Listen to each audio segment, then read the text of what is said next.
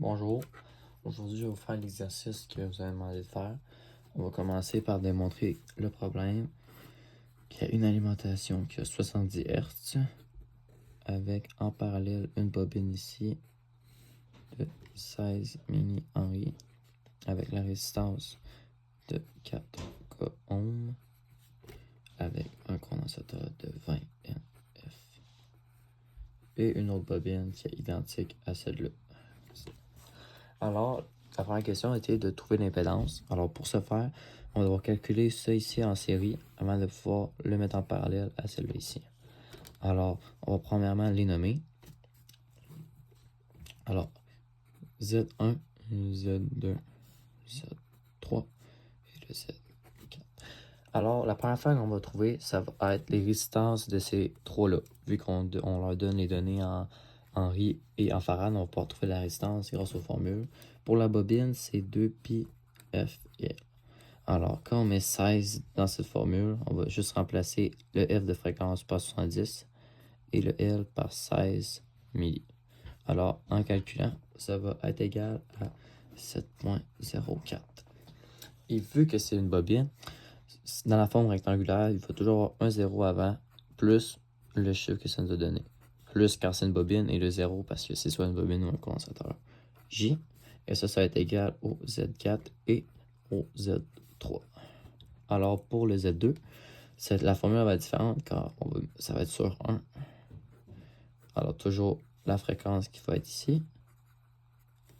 Comme ça. Et après ça, ici le C est remplacé par 20 nanos.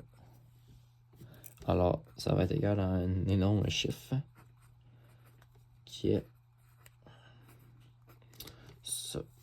Quand tu calcules, ça va être égal à ça ici.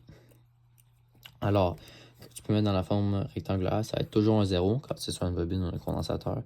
Mais là, ça va être un moins puisque c'est un condensateur. Comme ceci, manque le J, et voilà. Et pour Z1, vu que c'est une résistance, c'est le contraire. Le 4000 va se trouver avant et ça va être 0J, car c'est une résistance. Alors, la première fois qu'on va pouvoir réaliser, ça va être accumuler ça en série. Alors, ça va être que le Z total va être égal à Z1 plus Z2 plus Z3. Alors, pour calculer ça, c'est très simple. Ils sont déjà en forme rectangulaire parce que tu vas accumuler celui-là, celui-là et celui-là ici. Alors, 4000 va être en avant, c'est sûr.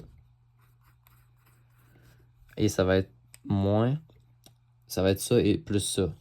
Et vous voyez que le site ne va pas faire grand-chose. Ça va être égal à moins 1, 1, 3. Puisque le chiffre ici, il domine tellement que si tu as bien beau atténuer ça à ça, le moins va rester là, ça va donner ça ici. Alors ça va être le Z total de la partie ici. Ça va être égal à ça. Alors la deuxième étape va être de transformer celui-ci ici et celui-là. Car celui-là agissait comme Z3 mais aussi comme Z4. Alors on va transformer de celui-là et celui-là en forme polaire.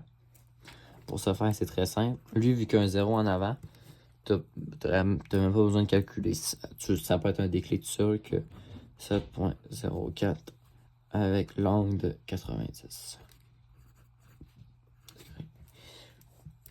Et pour l'autre en bas, lui, il va falloir que tu le calcules.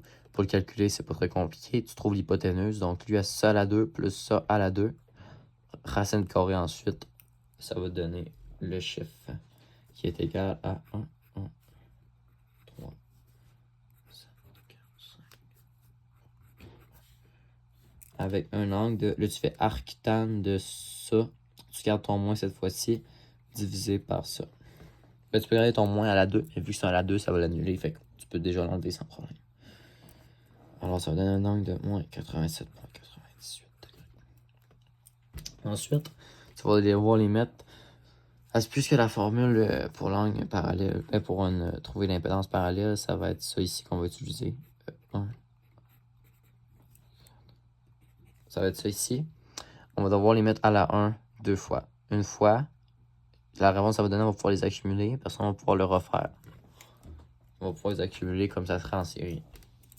Alors, pour faire ça, c'est très peu compliqué. Tu mets sur 1, tu mets un angle de 0, et ensuite tu vas mettre le Z total. ou bien le Z4 dans les deux choix. Alors, c'est très peu compliqué, puisque les angles vont jouer ensemble et le nombre va jouer ensemble. Quand tu as cette carte, c'est pas très compliqué pour ici. Tu vas juste faire 1 divisé en Z.04 qui va te donner... Attendez, faut que je calcule.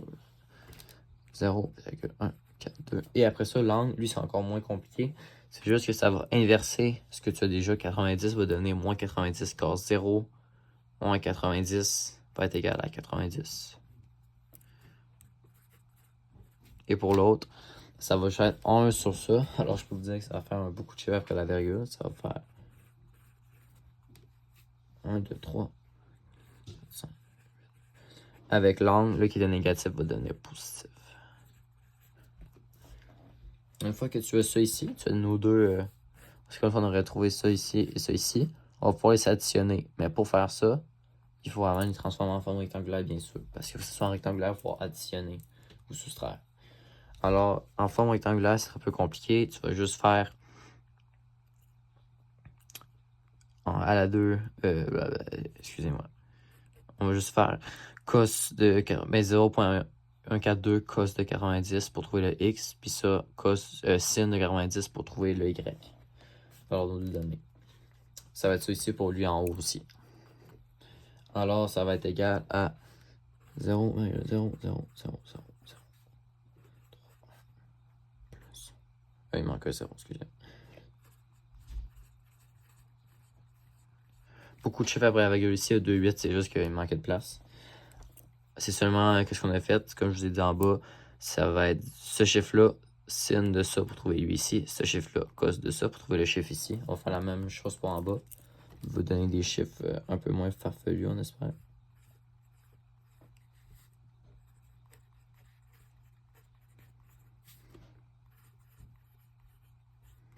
Ça donne ça ici.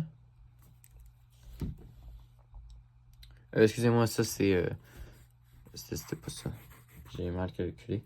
C'est égal à... 690 degrés, c'était pas compliqué, je m'excuse, j'ai pas bien calculé. C'était ça, moins 0.142J. Car l'angle de 90 degrés, on va juste faire ça aussi simple que ça. L'angle de moins 90 degrés. Ici, il y avait un moins. L'angle de moins 90 degrés, on va juste transformer en moins ici. Et puisque c'est 90 degrés, ça veut juste dire que ça va être à droite. Tu peux calculer ça même, ou sinon tu peux bien sûr faire le cosinus qui va être égal à ça. Et là, en additionnant, ça va donner la réponse que je vous ai donnée en bas. Ça va donner ça ici en X et en Y, ça va donner l'accumulation des deux. Fait qu'on pourrait regarder ça à 0.142J sans problème. Pas besoin de mettre plein de chiffres après la virgule pour rien. Ce chiffre déjà, c'est bon.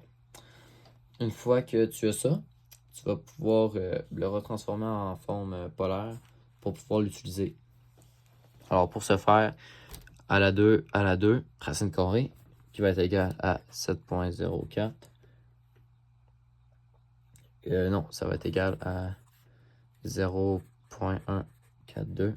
Après ça, arctane de ça sur ça, qui va être égal à 90 degrés. Alors là, on a trouvé ça ensemble ici. Alors on a trouvé 1 sur le Z, parce que ça va être égal, mettons, au Z que je vous ai écrit là. Il reste juste à le faire une fois. Alors on va faire 1 sur 0,142. Avec l'angle de 0, ici l'angle de 90. Alors qu'est-ce que ça va faire ici? Comme je vous l'ai montré, ça va juste rendre négatif. Et avant, ce que ça va faire, ça va juste 1 divisé par l'autre qui va donner 7.04. Alors ça ici, c'est notre impédance. C'est notre Z de ce circuit-là ici. Une fois que nous avons trouvé ça, on a dû trouver le volt dans les circuits. On avait notre résistance et notre courant était donné. Alors, on va utiliser la formule Z est égale à VI. On va mettre d'un côté l'impédance qu'on vient tout juste de trouver. Et de l'autre, le V divisé par le I, qu'on l'a donné, c'était 0.2 sin de...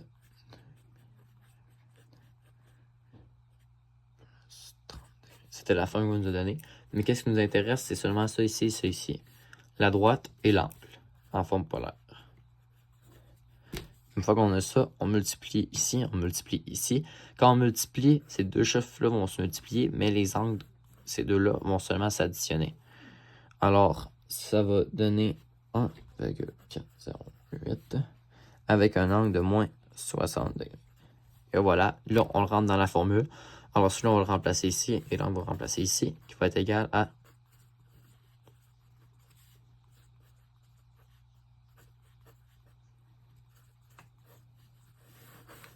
ça ici, qui va être égal au V. Au V par rapport au temps. Comme cela. Je m'excuse un peu d'être gaucher, alors on n'a pas pu bien voir quand j'écrivais. Mais voici la démarche pour réussir cet exercice.